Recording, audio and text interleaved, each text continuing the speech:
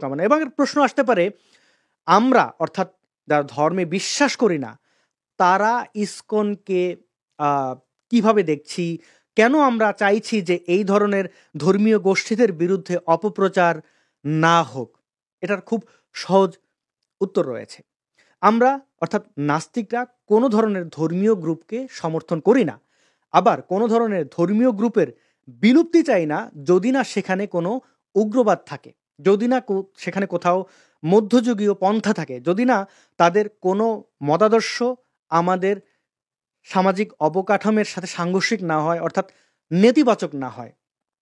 যদি না তারা বিজ্ঞান বিরোধী হয়, যদি না তারা নারীদের ব্যাপারে বিদ্বেষ দেখায়, এরকম নানান নেতিবাচক পন্থার সাথে যদি তারা যুক্ত না থাকে, তাহলে অবশ্যই তাদের ধর্ম পালনের অধিকারের জন্য আমরা কাজ করি। অর্থাৎ ধর্মহীনতাই আমাদের উদ্দেশ্য নয়। উদাহরণ হিসাবে বলতে পারি, আমরা বাংলাদেশের আহমেদিয়া মুসলিমদের ওপর হয়ে যাওয়া নির্যাতন নিপীড়নের বিরুদ্ধে দাঁড়াই। আহমেদিয়ারাই বলেন তারা কোনো প্রকার সন্ত্রাসী বিশ্বাস করেন না। তারা হত্যা, খুন বা জোর করে ধর্মান্তরিত করা সহ উগ্রপন্থী মুসলমানরা যেসবে বিশ্বাস করে সেসবে তারা বিশ্বাস করেন না। এবং উগ্রপন্থীদের পক্ষ থেকে তাদের উপরে যে নির্যাতন নিপীড়ন, সেটার বিরোধিতা আমরা করি, সেই অন্যায়ের প্রতিবাদ করি। আরেকটি সংগঠন রয়েছে হেজবুত তাওহিদ, যারা নিজেদেরকে বলে। হিজবুত তাহরির নয়, হেজবুত তাওহিদ। তো হেজবুত তাওহিদও একই ধরনের কথা বলে, তারা নারী স্বাধীনতার পক্ষে কথা বলে। তাদের পক্ষ থেকে জঙ্গিবাদ ছড়ানো হয়েছে এমন কিছু আমি পাইনি, থাকলে সেটার বিরোধিতা করতে পারি। কিন্তু উগ্রপন্থী মুসলমানরা যখনই তাদের উপরে হামলা, নির্যাতন, নিপীড়ন চালায়, আমরা চেষ্টা করি তাদের অধিকারের পক্ষে কথা বলার। তেমনিভাবে বাংলাদেশে অবস্থানরত শিয়া মুসলমানদেরকেও আমরা সন্ত্রাসবাদে যুক্ত থাকতে দেখি না। ইরানের শিয়ারা একরকম, বাংলাদেশের শিয়ারা অন্যরকম।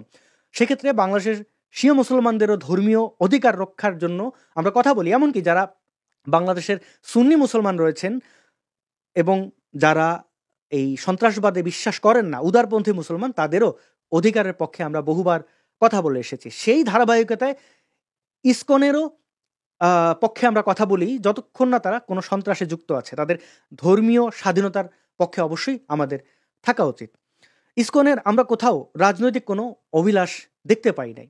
কোনো ধরনের সন্ত্রাসী কার্যক্রম বা কোনো ধরনের এই দেশের বিরুদ্ধে দাঁড়িয়ে বিদ্বেষ ছড়ানোর কোনো কিছু আমরা দেখতে পাইনি। সুতরাং এই গোষ্ঠীটিকে যারা আক্রমণ করে, তাদের অবস্থান কি, তারা কি চায়, সেই উদ্দেশ্যগুলো আমাদের ভেবে দেখা প্রয়োজন মনে হয়েছে। তাই আমি চেষ্টা করেছি এই ভিডিওটি তৈরি করার।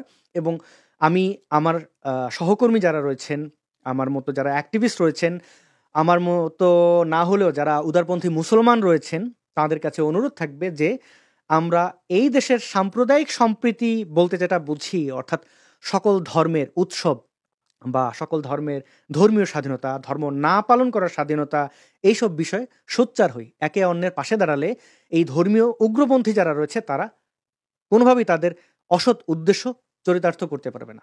ভিডিওটি শেষ পর্যন্ত দেখার জন্য ধন্যবাদ।